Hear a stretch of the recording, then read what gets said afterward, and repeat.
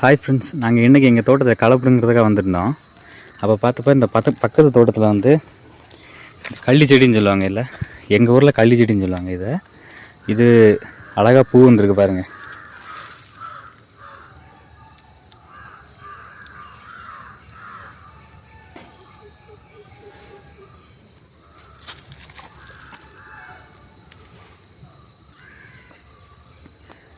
இது எங்கள் ஊரில் முன்னாடி வேலிக்காக இதை பயன்படுத்தியிருந்தாங்க. தோட்டத்தில் சுற்றி இதை வேலி மாதிரி வச்சுருப்பாங்க. இதிலேருந்து ஒரு சின்ன பீஸ் எடுத்து நீங்கள் கீழே போட்டாலும், இந்த மாதிரி ஒரு சின்ன பீஸ் எடுத்து கீழே போட்டிருந்தாலும் அதிலேருந்து முளைச்சி வந்துக்கிட்டே இருக்கும்.